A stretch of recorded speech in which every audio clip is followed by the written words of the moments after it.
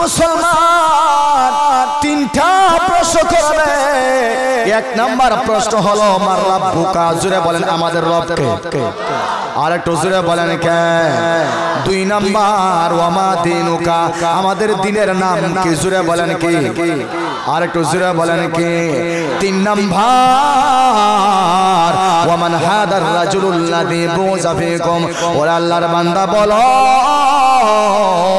তোমাদের কাছে যে বান্দাকে প্রেরণ করা হয়েছিল, যাকে প্রেরণ করা হয়েছিল, আল্লাহর পয়গম্বরের চেহারা মুবারক দেখাইয়া দেখানো হবে, ওই লোকটা কে তুমি চিনো নে?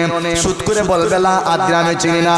কারণ মসজিদের সঙ্গে সম্পর্ক নাই, মাহফিলের সঙ্গে সম্পর্ক নাই, রোজার সঙ্গে সম্পর্ক নাই, নামাজের সঙ্গে তার কোনো সম্পর্ক নাই। জোরে বলেন ঠিক কিনা?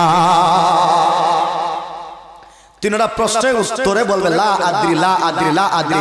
এখানে লা আদ্রি হইতে আমি ক্রিকেট খেলা দেখা গেছিলাম, আমি ফুটবল খেলা দেখা গেছিলাম, নামাজের আজান হয়েছিল, নামাজ পড়ছিলাম না, আমি এই মেলায় গেছিলাম, আমি হাউজি বাম্পারে গেছিলাম, আমি নর্তকীর নাচ দেখা গেছিলাম, আমি নামাজে আইসলাম না, আমি ওয়াজ মাহফিলে আইছি না, রাস্তা রাস্তায় ঘুরাইছি আর মোবাইল টিপাইছি। কথা জুড়ে হন ঠিক কিনা?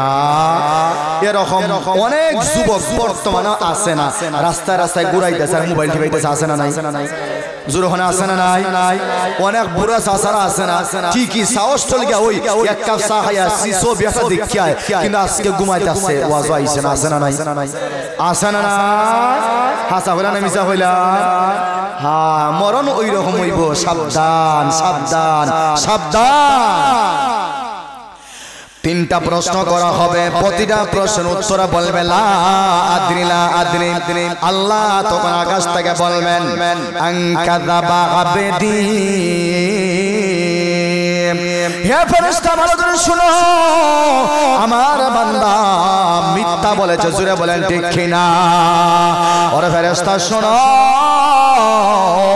আমার বান্দা মিথ্যা বলেছে। কাজেই ফেরেশতা ভালো করে শুনবা, আমার ওই নাফরমান বান্দা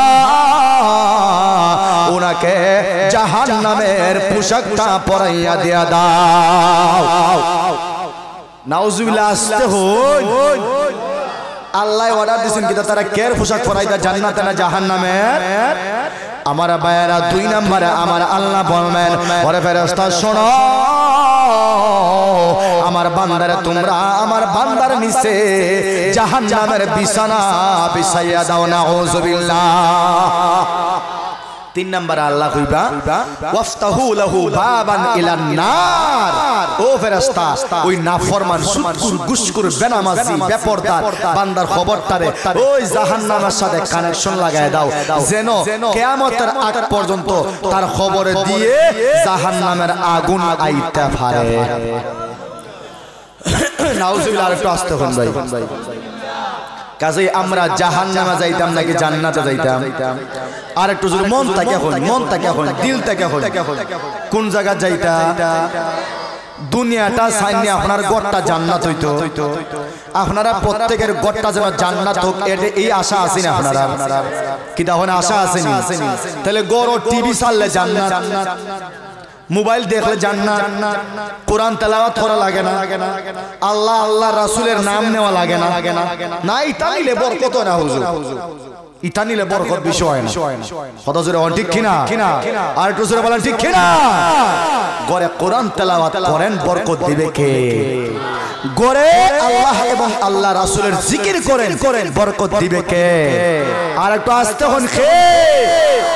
কাজে গড়ে মা বোনদেরকে বলবেন মাগরিবের পরে সূরাতুল ওয়াকিয়া যেন তেলাওয়াত করে, যেই গড়ে প্রতিদিন মাগরিবের পরে সূরাতুল ওয়াকিয়া তেলাওয়াত হয়, আল্লাহর পয়গম্বর বলেছেন এই গড়ে কিয়ামত পর্যন্ত কোনদিন অভাব আসতে পারবে না। সুবহানাল্লাহ। একটু জোরে হন সুবহানাল্লাহ।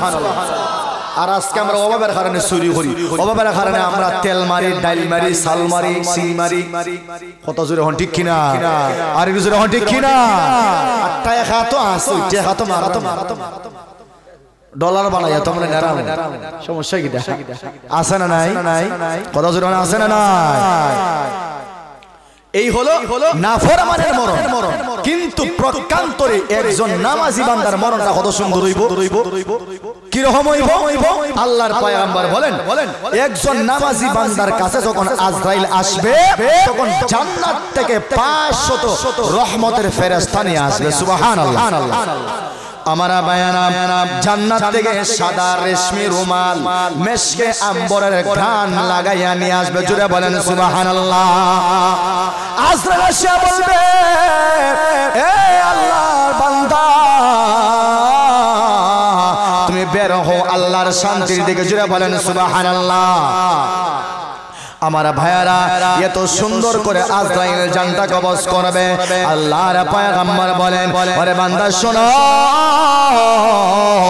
একটা আটা রাখামি অথবা ময়দা রাখামি, আপনি সকালে রুটি বানাইবেন অথবা রুটি করবেন, আটা দিয়া ময়দা দিয়া খামি বানাইছেন গরম পানি দিয়া, এখন দেখা যায় এই খামির ভিতরে একটা চুল ঢুকিয়ে গেছে। আচ্ছা আপনারা বলেন এই খামির ভিতর থেকে চুল বের করতে কোনো কষ্ট হইব? কথা জুড়ে হই না। এই খামির ভিতর থেকে চুলটাকে বের করতে চুলের যেরকম কষ্ট হয় না, আটার খামিরও কোনো কষ্ট হবে না, একেবারে আলতো ভাবে বের হয়ে আসবে। জুড়ে বলেন ঠিক কিনা? আল্লাহর পয়গম্বর বললেন, বান্দা শোনো, একজন নামাজি বান্দার জানটা আজরাইলে এমন ভাবে কবজ করবে আজরাইলের বিন্দু পরিমাণ কষ্ট হবে না, নামাজি বান্দার বিন্দু পরিমাণ কোনো কষ্ট হবে না। নবীজি আবার বলেন কেমন কেমন কবজ কিভাবে কবজ করবে? জান্নাতি নামাজি বান্দার সামনে আজরাইল জান্নাতের নাজ নিয়ামত এরকম তুলে ধরবে। সুবহানাল্লাহ। হে এখনো দুনিয়া থেকে বিদায় হইছে না, দুনিয়ার তাকতে আজরাইল তার সামনে হাজির, তার চোখের সামনে জান্নাতের আঙ্গুর, জান্নাতের আপেল, জান্নাতের নাজ নিয়ামত, ফুলের রাতে নাচতেছে, জান্নাতের বিল্ডিং, জান্নাতের ঝর্ণা, জান্নাতের অট্টালিকা সব নামাজি বান্দার চোখের সামনে এরকম তুলে ধরবে। সুবহানাল্লাহ হইতা না?